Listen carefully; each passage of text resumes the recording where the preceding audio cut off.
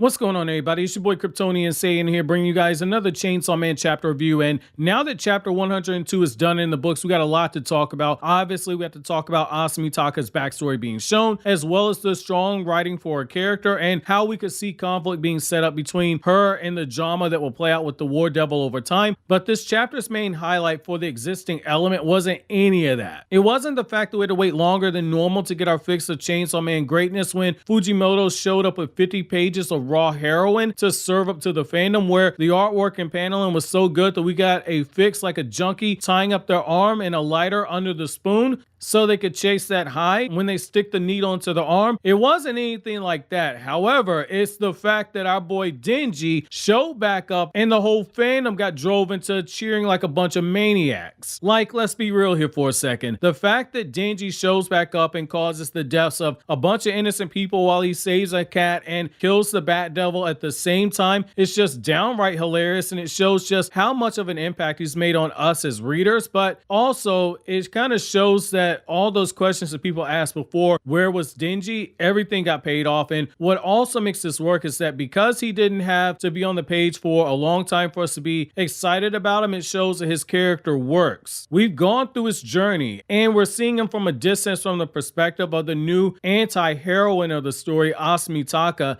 This makes Denji appearing feel so earned because, again, we kept wondering, where is Denji? Why hasn't he showed back up? And it also feels earned because we know right now, currently, Mitaka is not strong enough to fight against Denji, and now we have to ask ourselves what's going to be next with these characters. However, while we wonder what's next, we just go back to simping for Denji because our king, who loves a good set of titties, is now back on the scene and ready to fuck shit up again. But interestingly enough, the choice to save that cat has me thinking about one of my personal favorite characters in the series, Power. And I'll touch on that later on in the video because there is a connection there that I thought was so beautifully done. So now that we have my initial thoughts and reactions out of the way, let's rewind and unpack all the information we have in this chapter for the chapter review. So chapter 102 was 50 pages long, but make no mistake, this was not 50 pages that felt like a bore to read. This was 50 pages that was so well paneled and it flowed so well that it did not take a long time to read. It was like having a movie in the palm of your hands, and the way that the paneling was used to flow the sequences of the events and to build up towards the impact shots with all these anticipation shots before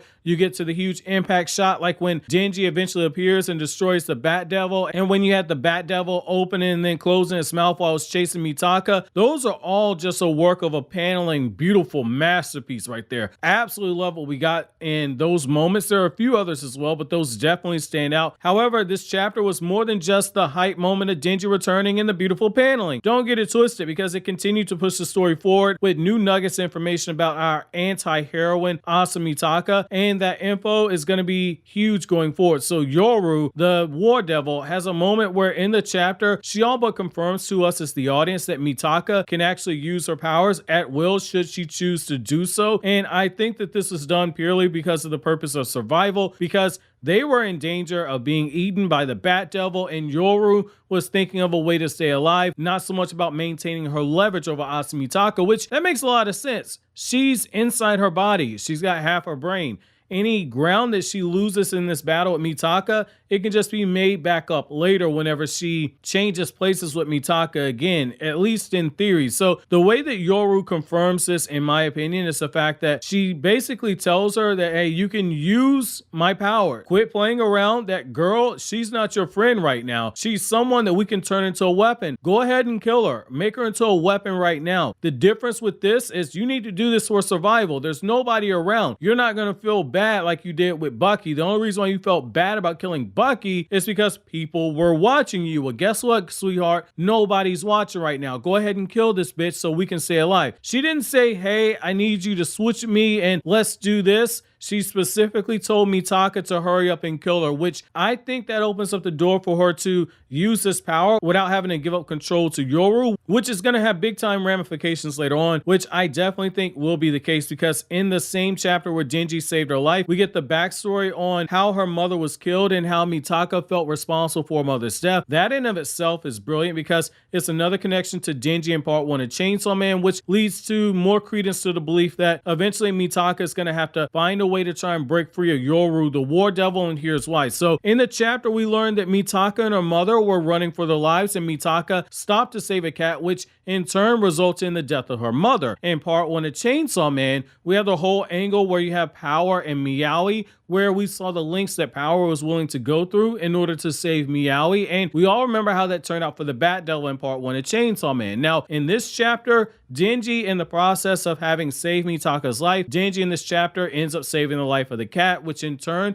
ties all three of these characters all back together. Maybe Denji saved the cat because he ingested Power's blood at the end of Chainsaw Man Part 1, and that could have had some influence on his decision, or it could be the bond that he himself had with Meowie, who would sleep with him in his bed, which made Power very jealous in the Assassin's arc of Chainsaw Man. However, Mitaka saving a cat resulted in the death of her loved one. Denji saving a cat resulted in the deaths of a few unlucky people, but nonetheless, he still saved a cat. I love how Fujimoto is using different things as anchors throughout part 1 of Chainsaw Man that ended up popping back up in part 2 of Chainsaw Man, whether it be people or themes or objects. Each time is stuff that you didn't think would be an anchor for the story, but it ended up being important, like what we just saw right here with the cat. It's very subtle storytelling at its finest, being used to push a character forward narratively. I think that this was a very beautiful job here. Now, Denji returning is where things are going to get a lot more interesting, and that's likely why a lot of you guys clicked on the video. So Denji saved a cat, but let's look at the collateral damage that's going on right now. The building collapsed, the car's on fire, one guy just laid up on the ground with his spaghetti and meatballs leaking out of his head after falling to his death because Denji said, I ain't gotta worry about saving nobody, I'm saving the cat, buddy. Insurance companies in this city must be making a killing right now because it seems like every so many chapters massive damage is done to whole sections of the city. Like, jokes aside, what this does show is that Denji, as we knew him, is still, for lack of a better word, still has a one-track mind. Don't get it twisted. He still cares about saving humanity from devils. He's not an asshole, but the man is still on demon time in a few aspects. He is still operating with the same energy of, well, if a few people die, that's gonna suck big time, but if I can kill this devil, so be it. My question is, whose cat was that, and was Denji saving the pussycat all about Denji trying to get some pussy from the owner of the pussycat? Pun intended. After all, this is the same man who went to extremes in order to touch some boobs in part 1 of Chainsaw Man, so we can't put it past him. The power of horny is absolutely unrivaled here. This is what makes Denji so interesting as a character, because he still resides in that moral gray area that makes him so much fun to read, and I believe Fujimoto's having a blast writing his character. Like, when you compare him to Asa Mitaka,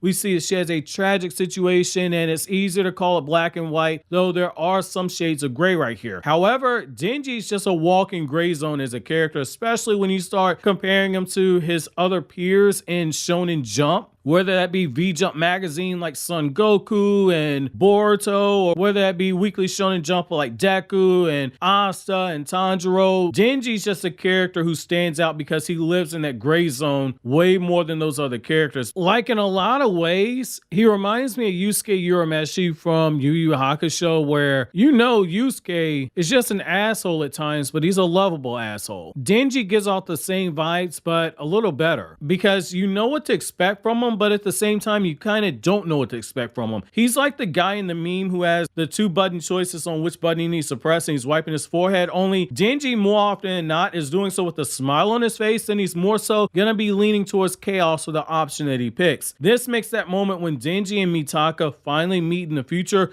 it's gonna make it something to look forward to, because Fujimoto has put them in close proximity, and once again, this could be a bait and switch moment as well. That could be something that happens. That being said, this was an absolutely fantastic chapter to read, from the paneling to the art to the shading to the brilliantly fast pace of the chapter, coupled with the paneling, made this chapter a blast to read. So my chapter question to you guys is, do you guys think Denji saved the cat because it reminded him of Meowie? And do you think that Denji and Mitaka meet in the next chapter? Or do you think Fujimoto's gonna punt the ball and kind of wait to see if he can get away with Mitaka's main focus for much longer? While you think that over, consider watching these other videos you see on the screen right now.